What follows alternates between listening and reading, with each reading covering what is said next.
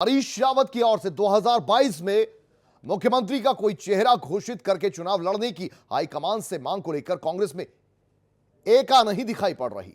प्रदेश अध्यक्ष प्रीतम सिंह और नेता प्रतिपक्ष इंदिरा हृदयेश ने कहा कि उत्तराखंड में ऐसी परंपरा नहीं है। प्रदेश प्रभारी देवेंद्र यादव के उस बात का समर्थन दोनों नेताओं ने किया कि सामूहिक रूप से मिलकर चुनाव लड़ा जाए। ऐसा बयान आते हरीश रावत ने फिर एक ट्वीट किया, सोशल मीडिया पर पोस्ट कर दिया, जिसमें उन्होंने कहा कि चुनाव के वक्त कोई असमंजस नहीं रहे, एक नाम को आगे करके साथ चले। कांग्रेस की पहले नेता का चेहरा घोषित करने की परंपरा नहीं रही है, लेकिन परिस्थितियों के अनुसार चेहरा आगे किया गया है। तो हरीश रावत को लगता है कि परिस्थितियों के अनुसार चेहरे को आगे करना चाहिए और लगातार वो दम भर रहे हैं कि अब चेहरा सेनापति सामने आ जाना चाहिए, यानी कि छुपी हुई जो उनकी इच्छाएं हैं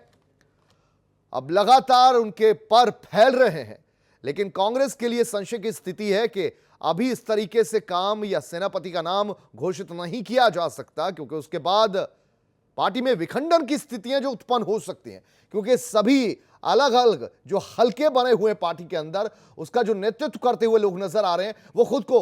मुख्यमंत्री का चेहरा भी समझते हैं आने वाले दिनों में। नवीन पांडे हमारे साथ, हमारे संवाददाता।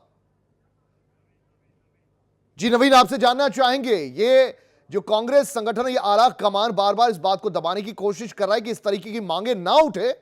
नहीं तो फिर पार्टी में फिर से घमासान हो सकता है और 2022 से पहले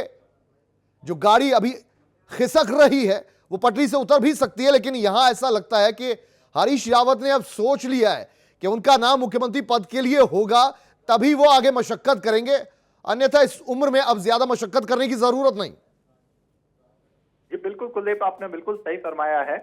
हरीश रावत का ये बिल्कुल सही कहा आपने कि एक तरह से देखा जाए तो ये उनका एक अंतिम चुनाव होगा।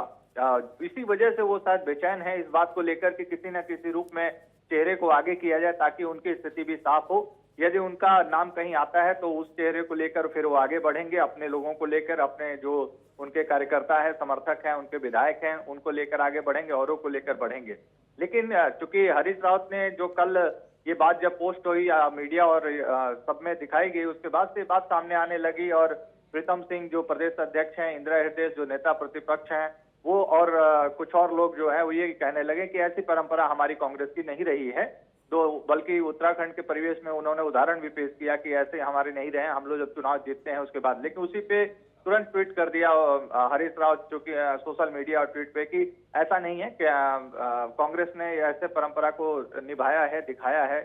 जिसमें दिल्ली का जिक्र किया उन्होंने, केरल का जिक्र किया है और पंजाब हरियाणा का भी जिक्र किया कि वहां पे चेहरा आगे करके हम लोगों ने अच्छी लड़ाई लड़ी, कांग्रेस ने अच्छी लड़ाई लड़ी और उन्हें अच्छा रिजल्ट भी मिला। तो यहाँ भी इस तरीके की स्थितियों को बदलाव किया जा सकता है। उन्होंने साथ में भाजपा को भी जोड़ दिया, क्योंकि भाजपा का उनका ये एक शब्द उन्होंने युद्ध इस्तेमाल किया है कुलदीप, कि महायुद्ध की तरह राजनीति भाजपा इस चुनाव को ले रही है। तो उनका ये कहना है कि चीजें क्लियर हो जाएं, साफ हो जाएं, तो फिर हम एक और शब्द उन्होंने इस्तेमाल किया है कुलदीप, कमांड। एक कमांड शब्द का इस्तेमाल, यानी उनका एक बड़ा साफ सा संदेश देने की कोशिश है हाईकमान को, चाहे प्रदेश के जो जिम्मेदार लोग हैं उनको, कि एक ऐसे व्यक्ति को आप सामने खड़ा कर दीजिए कि वो आगे लेके सब चीजों को चढ़े और भाजपा से अगर मुकाबला उनका होता है, सीधा होता है, जो कि दो ही पार्टियां यहाँ पे मुख्य तौर पर लड़ती हैं, तो वो मुकाबले में दिलचस्पी बनी रहे। लेकिन इसके साथ में बिल्कुल सही कहा आपने कि एक तरह से गुटबाजी भी शुरू हो गई। जो पिछले दिनों हम एकजुटता की बात कर रहे थे और सभी एक साथ खड़े नजर आ रहे थे, लेकिन इन सब बातों के बीच में यदि चेहरा घोषित भी हो जाता है तो एक गुटबाजी हो जाएगी,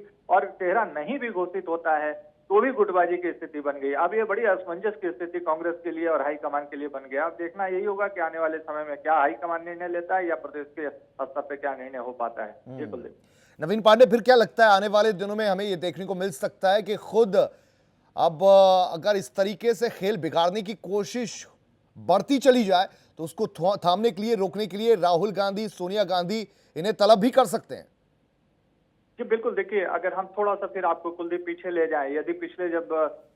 ये चुनाव था और चुनाव के बाद से जब बात ये आई थी, जब शक्ति प्रदर्शन वाली बातें आई थी कई जगह, तो जाहिर सी बात है चुनाव में सभी लोग अपने शक्ति प्रदर्शन करते हैं, जो जब भाजपा की सरकार बनी और कांग्रेस की, तो इसमें कहीं ना कहीं ये बिल्कुल बात सामने आएगी। क्योंकि देखिए हाईकमान जो प्रदेश के प्रभारी हैं उन्होंने साफ कह दिया था, 3 दिन पहले ही कहा था कि यहाँ पे हम सामूहिक रूप से लड़ेंगे, जिसमें हरीश रावत भी साथ देंगे, इंदिरा हृदयेश भी साथ देंगी, और मैं खुद भी प्रदेश प्रभारी के तौर पे रहूंगा, और भी जो भी लोग हैं सबको साथ लेके सामूहिक मतलब लड़ाई लड़ी जाएगी। अब ऐसे में जब ये चूंकि ये अगर इस बखेड़ा को कहें, इस बात को कहें, या ये सियासी जो चीजें सामने आ रही है, इसी के बाद हुआ है। इस बयान के, प्रदेश प्रभारी के बयान के बाद ही हरीश रावत को कहीं ना कहीं ये शायद बात समझ में आने लगी कि शायद उनकी बात, तो उनका नाम कहीं ना कहीं अभी फाइनल तौर पे मुख्यमंत्री के तौर पे प्रोजेक्ट नहीं किया जा रहा है, या आगे भी नहीं किया जाएगा। तो वो बात उन्होंने उठाई, तो निश्चित तौर पे ये बात आएगी, और कहीं ना कहीं अगर बहुत ज्यादा स्थितियां खराब बनने की कोशिश होगी तो राहुल गांधी या सोनिया गांधी या जो भी राष्ट्रीय जो वेणुगोपाल हैं, वो बुला के मुख्यमंत्री से, माफ कीजिए, पूर्व मुख्यमंत्री हरीश रावत जी से बात कर सकते हैं कि भाई आप लोग जब एकजुट होकर सब लोग चलेंगे तो फिर आगे देखेंगे। तो निश्चित तौर पे ये एक कांग्रेस में सिर्फ फुटअव्वल वाली स्थिति पैदा हो जाएगी, और अगर आने वाले समय में इसका फायदा दूसरे दलों को हो सकता है। एक आप एंट्री ले रही है यहाँ पे, हमें भूलना नहीं चाहिए, उसको भी ये फायदा हो सकता है। तो ये सब कई सिक्वेंसेस ऐसे बनेंगे जो आने वाले समय में बड़ा दिलचस्प होता हुआ दिख रहा है। जी कुलदीप।